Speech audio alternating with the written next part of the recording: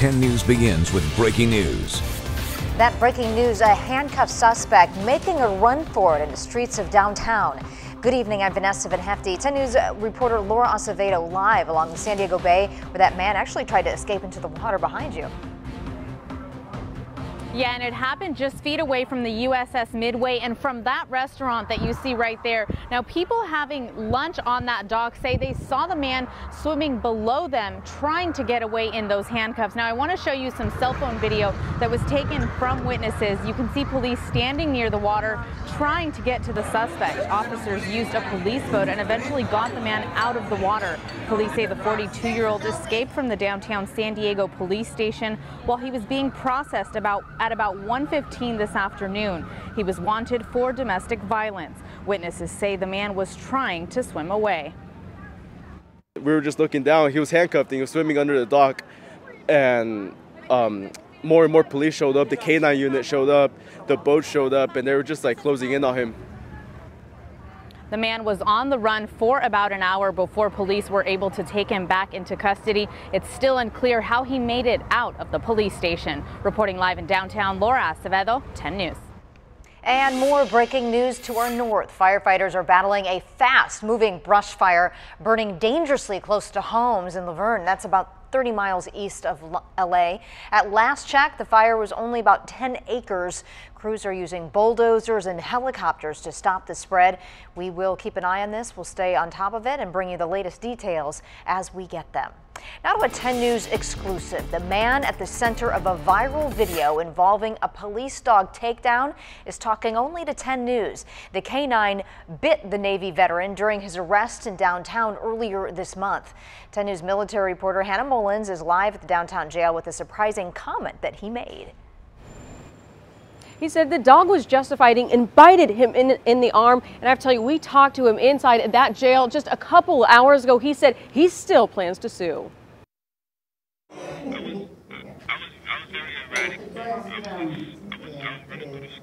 The bite marks on Corone Cheatham's arm reveal a brutal takedown. He says it all started when he got in a fight with his girlfriend and snapped. When they say you attacked a cab driver and you tried to steal a motorcycle, is that true? Police say he threatened an officer and kept getting closer despite commands to stop, so the cop unleashed the dog. Could the cop have shot you then?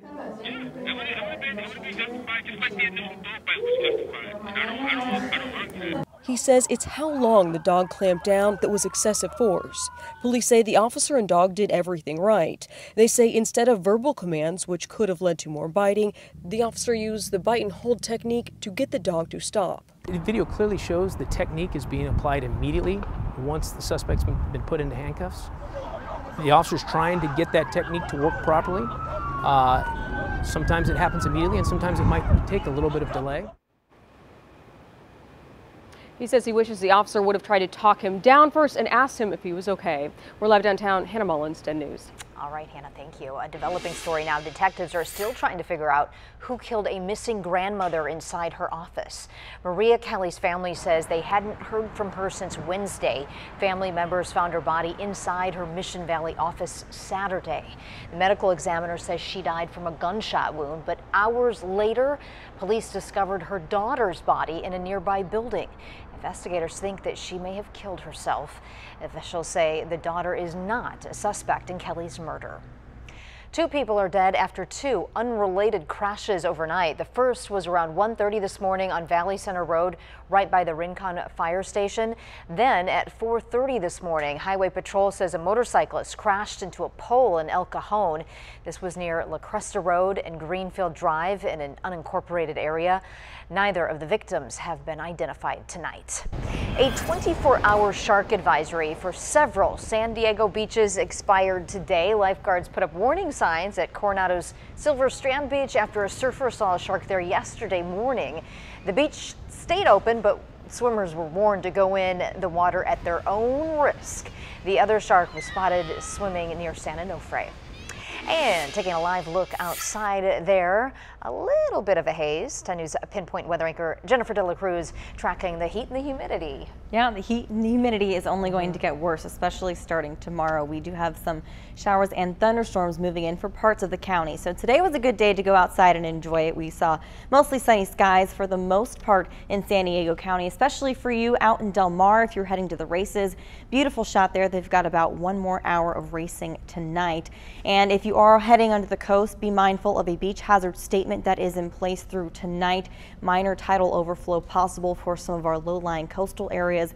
That's taking place at 9:45 tonight. Your current temperature is 74 degrees in San Diego, 81 in El Cajon, 89 in Alpine, and 85 in Poway. As we head further into the evening hours, we will be cooling down, and we're going to see some cloud cover start to move in. We'll be at 72 degrees by 8 o'clock tonight on the coast, but it's going to be more humid tomorrow. We have storms moving in. I'll show you where coming up in your 7-day forecast. All right, Jen, and we do have some new details on the brush fire burning in the far northeastern part of the county. CAL FIRE says the lost fire is at about 255 acres right now, about 4 miles north of Warner Springs. It's now just 40% contained. 400 firefighters are working on knocking that out. They are battling steep terrain out there. You can see how rugged it is. Very difficult to access that. And of course, these high temperatures as well. Crews have closed Lost Valley Road in the area, and they have also evacuated a nearby campground only as a precaution. No homes are in danger at this time. We'll keep an eye on it. A human smuggling operation uncovered in Texas. 9 people are dead and dozens more hospitalized after they were found in the back of a sweltering tractor trailer. The semi was parked at a San Antonio Walmart there. Early this morning, a store employee called police after a disoriented man approached him asking for water. Police found a total of 38 people stacked inside that truck, including children. The air conditioning was not working, so everyone was removed. Surveillance video shows cars arriving and picking up people from that truck. Immigration and Customs Enforcement, along with Homeland Security, are now involved in that investigation. The truck driver is in custody. The Russia investigation is expected to headline a very busy week in Washington. ABC's David Wright reports the president's son-in-law is due to talk to lawmakers this week.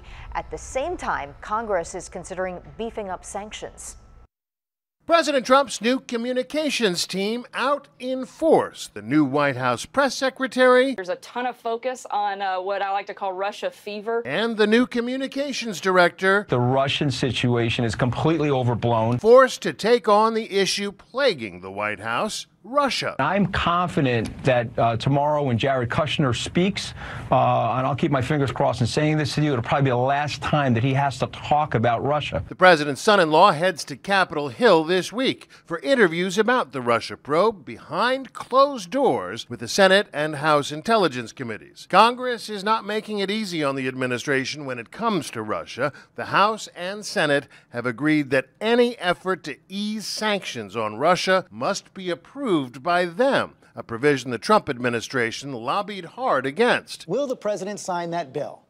Look, the administration is supportive of being tough on Russia. We support where the legislation is now. But the Senate has a veto-proof majority anyway. The Senate is also expected to vote this week on health care reform. The margin there, much smaller. I think that the Trump care will not pass. It just is rotten. You think it's dead? I think it's very unlikely to pass because it's rotten to the core. Finally, the issue of pardons is also in the news, in part because this weekend the president asserted his constitutional right to pardon in a tweet. And the reason he doesn't need to pardon himself is that he hasn't done anything wrong. Pardons have not been discussed, and pardons are not on the table. Some legal scholars have suggested that the Constitution is unclear on whether the president can pardon himself, and some have suggested that if he did so, it would provoke a constitutional crisis.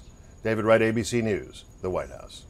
New today, a neighbor's request for a cup of salt turns into a violent hostage situation. 99-year-old Lewis and his wife Irene welcomed their neighbor's son into their Florida home. That's when Leonard Benitez threatened them with a gun and a knife. He demanded $50,000 and their banking information. Irene managed to call 911 and escape. I'm not a gun person. I've never been around guns. And to sit there and have somebody point a gun. Very traumatic for her and her husband. Benitez hit Lewis in the head with the gun and held him hostage for 2 hours before finally surrendering. He was arrested on multiple charges, including false imprisonment of an adult. This year's Comic-Con is coming to an end. San Diego was the place to be for fans of movies, TV, and video games. Over the past few days, thousands of people were at the convention center, decked out in those elaborate costumes. Today included a tribute to the late Star Wars actress Carrie Fisher. There were panels on various shows like Supernatural and Doctor Who. 10 News caught up with funny guy Seth Rogen, who was previewing his new Hulu show, Future Man. But this show, specifically, I think, more than almost anything I've done, will really speak to people who are at Comic-Con. Stars from the Justice League movie and the Netflix show Stranger Things were just some of the big names, the big attractions that hosted panels during the convention. The world's oldest manatee in captivity has died. Snooty just celebrated his 69th birthday on Friday at the South Florida Museum. Officials say the manatee apparently drowned after being trapped by an underwater hatch door that was knocked loose. An investigation has been launched into his death. Snooty was born in captivity. He has been at the museum since the 1940s. Cut off after just one drink. The two things one bar is looking for that will limit to that one drink rule during your meal. Plus, helping homeless veterans in San Diego, what motivates some of the thousands of volunteers working through the weekend to make life a little better for those in need. Humidity is going up and thunderstorms are moving in. I'm tracking when we'll start drying out coming up in your 7-day forecast.